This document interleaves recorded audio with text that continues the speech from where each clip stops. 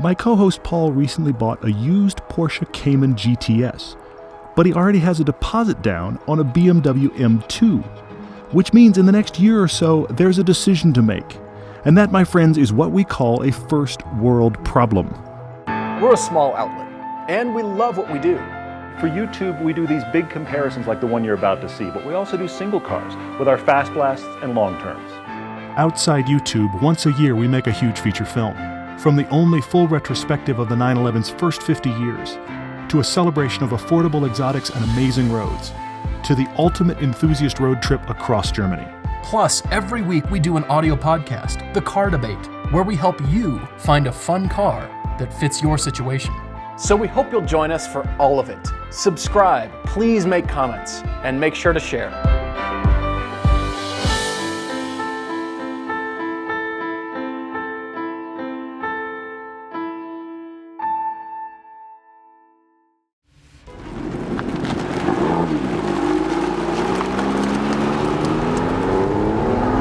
Finally, the M2. I say finally because for right now, they're hard to find, unless you want a white one with a dual clutch, which I don't want.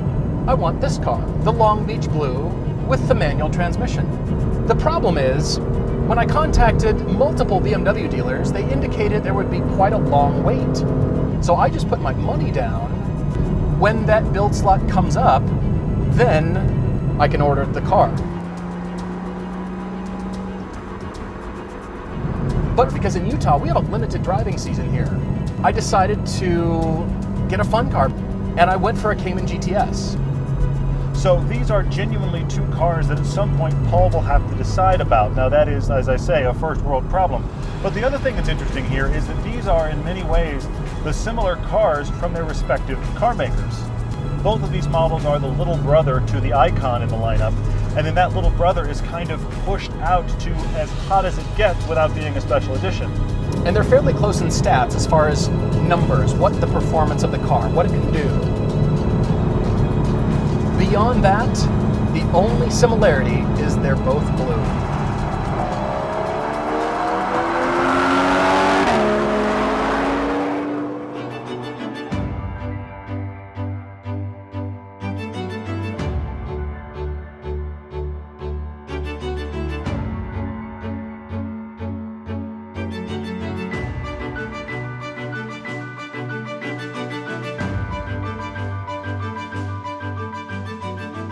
Porsche is known for doing some of the best seats. However, you put it next to a BMW and it's an awfully tough competition. And these two cars back to back, I far prefer the seats in that M2.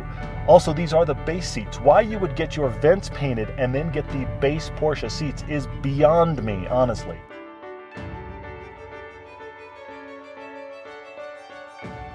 So on this M2, the interior is a refinement of what we already liked in the 2 Series, but it didn't do anything where you go, whoa, I really stepped up in the world.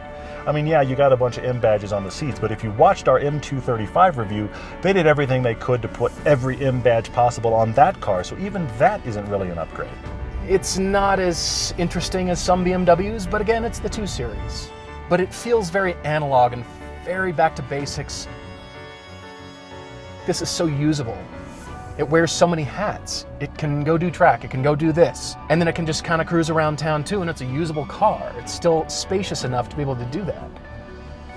I like that this has a 6-speed. I think this M2 should only come with a 6-speed. However, I will say the clutch pedal is lighter than I expected in a car like this, and the shifter, I'd like a little more precise refinement in the movement of this gear shift. Am I being picky? Yes, I'm being ridiculously picky.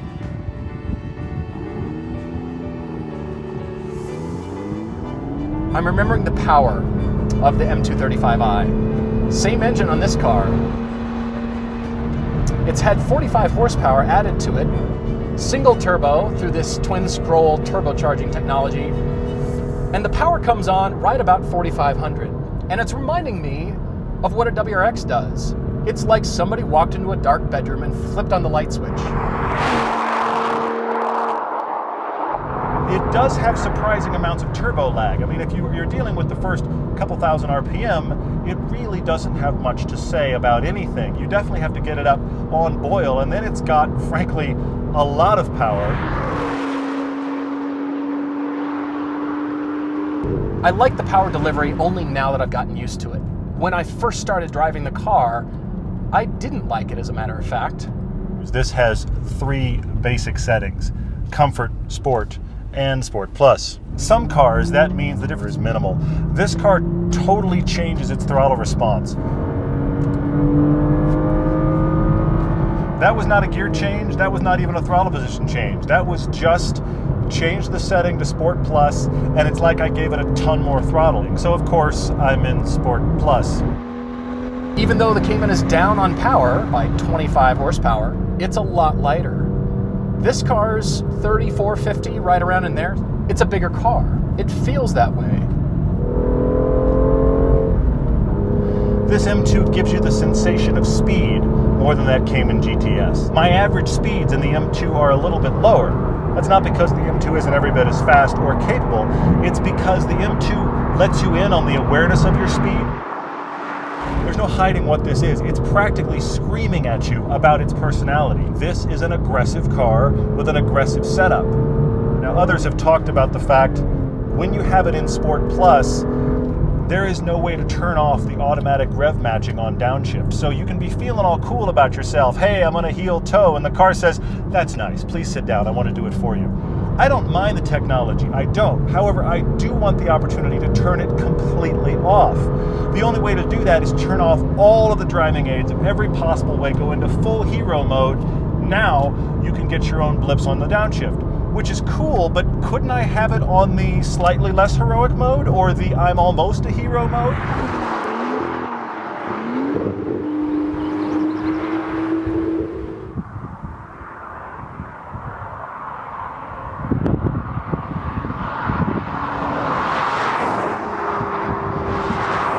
The engine on both these cars are cool.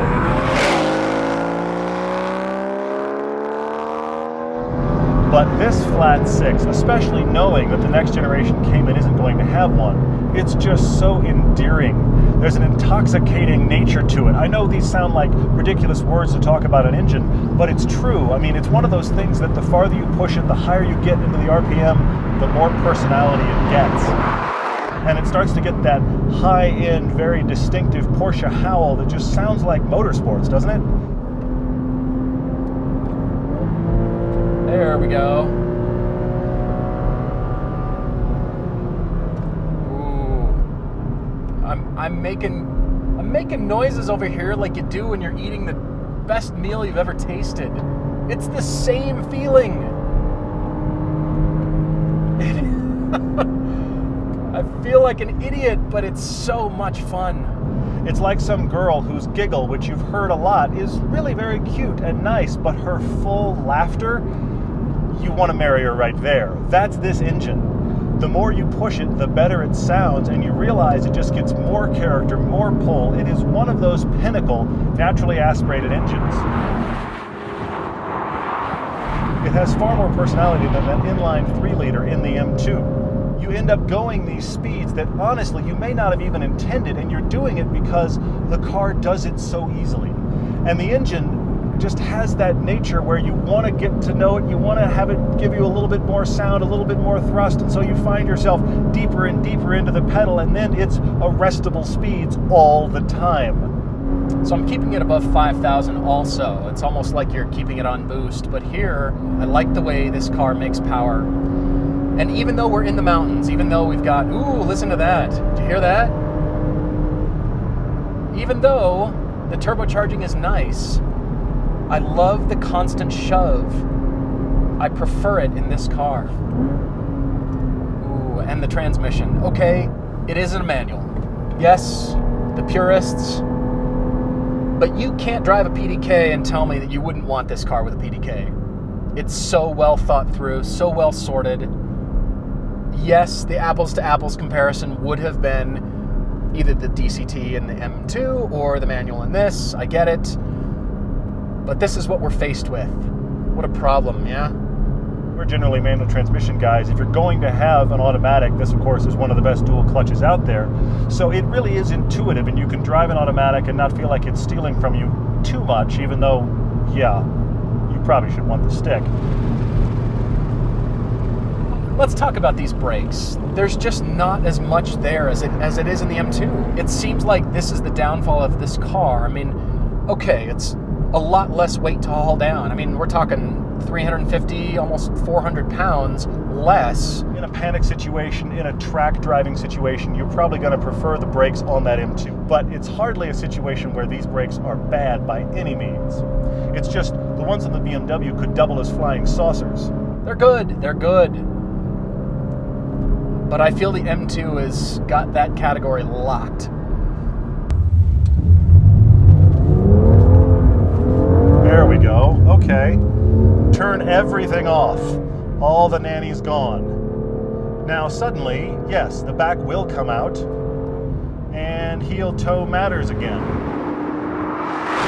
I will say that while the rotation on this car is still really excellent, there's just no information from the wheel at all. It has a hard BMW steering effort, but that's not because of information from the tires. It's just the way the electric steering is set up. All of your cornering sensations in the M2 come to you by every way but the steering wheel. I can see that, but I think that's a good thing because I don't want the rumble and the feel and the grittiness of the tire coming through. No, I don't feel every pebble and little undulation of the road. The damping, the way the suspension is tuned, it takes care of a lot of that. But the turn-in, I'm not detecting any understeer whatsoever. As a matter of fact, this car seems to be very tail happy. The refinement is preventing this car from jumping around through the turn. If there's undulations in the road, it's preventing the car from doing that. It's flat and stable and smooth and quick. You've got to make some decisions about where you want to put the car because it is very precise. See? No push. Just turn. No push. Oh. Track out. Oh. All right. I want this car. So this M2 doesn't turn in with the quick authority that Cayman does, and it doesn't rotate as delicately around its center point. You can tell that the weight is slightly up front. Now, you wouldn't know it if you got into this car individually. It actually feels pretty center balanced. It's only in comparison to that Cayman directly that you start to notice, no, this is definitely front weighted. This is like my latte is 96 degrees instead of 97. I mean, we're being ridiculously picky at this point.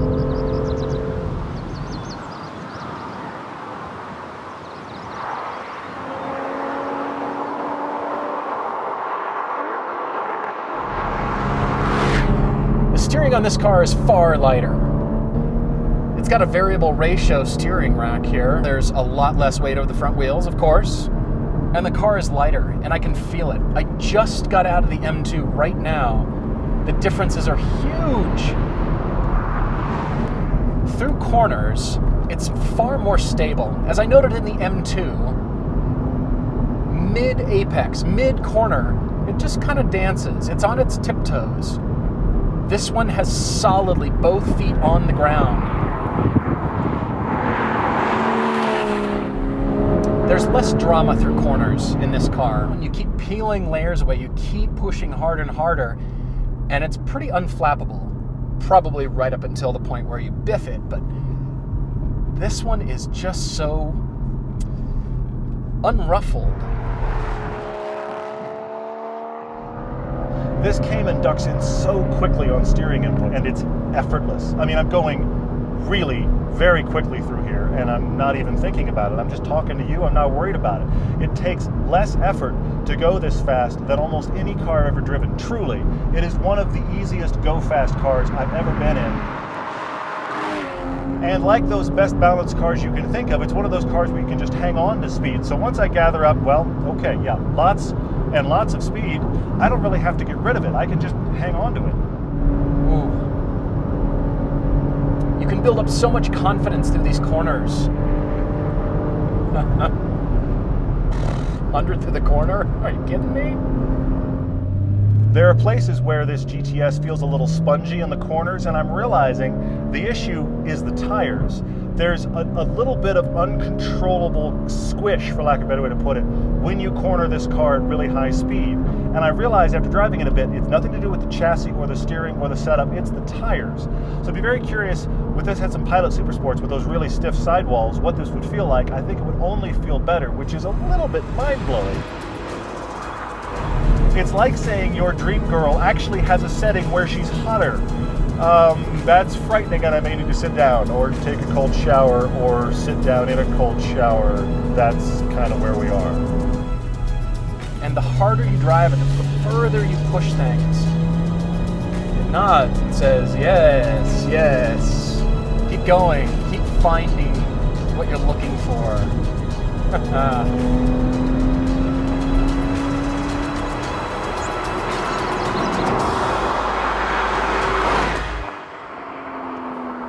So even though this car belongs to BMW, theoretically speaking, both of these could be mine. Yes, so I know. therefore, this doesn't make an either-or discussion today. It's an and. But you said you... An and. No, it's not. No, it's not. This is first off, it's a win-win, but it's also maybe the most first world problem review we've ever done. I had to have something. I mean, as we've said before, in Utah, we have a limited driving season here, so you kind of have to have something. Also, a first world problem. You don't have to have anything, but needed a fun car. Yeah. So what do I get? I knew Caymans. We'd driven this. We know it. We love it. The GTS, what could possibly go wrong? Nothing. Clearly. I have to admit, the GTS is awesome. Yeah. I like it a lot, and yet the more I drove these, you know what I realized? These are both 4-star cars. No question, both 4-star cars. Yeah. They don't cost the same, unfortunately. Now, with you buying that used, you got them closer. But I have to say, personally, the M2 is more me. It is. I'm shocked. Here's the thing. I can't say across the board, M2 wins. I like it better. Everything about the M2 is better. I can't. I feel like these cars trace punches. When one's got a strength, that's another's weakness. I agree with that. Absolutely. This car, I thought, would be the car that would pull me out of Porsche. It's a more usable car. I mean, let's talk usability. Sure, just of course. as a Absolutely, car. Far more usable. I'm also standing back trying to envision winter tires on this car, and it's really tough right now. But I think, all right, there's so many dynamics I do love about this car, but I keep coming back to this. Such a sense of occasion. Yeah. Numbing to run errands in this because you want to get out there. But I could see doing errands, kind of putting around, but then when you get on it, how much fun is this car? I agree. Here's the thing. Your GTS is awesome, but the more I drove these, the more I realized this. To make it amazing, I'm going so much faster than I am in the M2. I like this car at lower speeds. I run down the same stretch of road, and this car feels dynamic and interesting and fun and a laugh before that one does. That is so good. There's a layer of it just going, you know what, I've got this. I'll handle this. I've got it for you. Whereas the M2 is a little more just kind of raw and pulling, and I'm not sure what it's going to do next, and I'm enjoying that. Except, I'm sorry, BMW, how hard is a button that turns off the heel-toe rev match? This can't be look, I'm doing the motion right here. The button for the heel-toe rev match, I need that in this car. Then I'd love it even more. I love the dynamics of this car too. I'm torn, and that's why it's an and. It's not an either-or. It's not an and. For the rest of us, and. it's a which one could you You're pick looking if you're at lucky. the garage. Here's the garage. Forget it. Nice problem to have. I didn't see that coming because the way this car lights me up, I mean the Cayman, I don't want to sell it. I don't think I want to sell this car, to be honest. Come on, people. This is a car to aspire to. This is a car to buy and just hang on to because it's so good. And considering that 718, look, it's going to have more power. I get it. That's what turbos do. But that turbo engine in the M2 is mostly without personality. It sounds kind of cool, but it doesn't have anything to learn about it, whereas this engine is all kinds of interesting.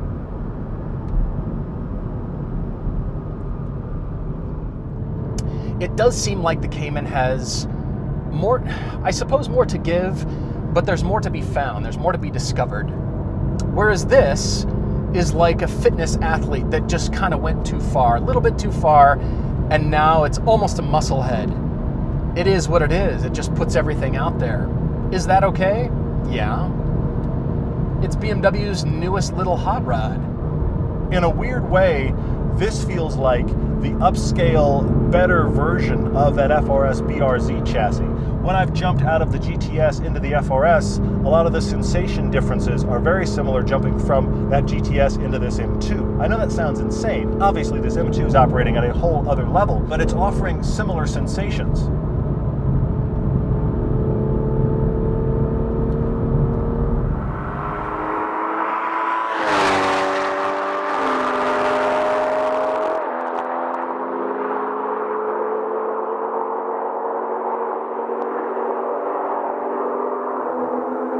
Don't forget to subscribe for videos on Thursdays. Walking into your garage, Cayman GTS or M2? I know you're going to tease me endlessly about that, but you know, these cars, they do different things. There isn't a category where they're so similar, really, from the steering feel through the corners, the dynamics through the corners, to the way the power gets put down, to, yikes, it's still a usable, fun car. Could it be your only car? Yes. Would I sell the Cayman and keep this car only? Remains to be seen. I'll keep you posted. BMW has gone to all of these turbocharged engines like everybody else has in order to be more efficient. And I have to laugh about that because the last M3 had that big, thirsty 4-liter V8, and it practically drank gasoline. Now you would think, okay, we've gone to a smaller engine with turbochargers, and everyone wants us to believe that means that we're going to drink a whole lot less gas.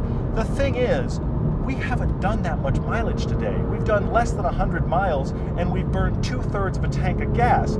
I acknowledge, we're driving very hard. However, you may as well have a 12-cylinder in there if you're going to drink gas like that. This isn't efficient.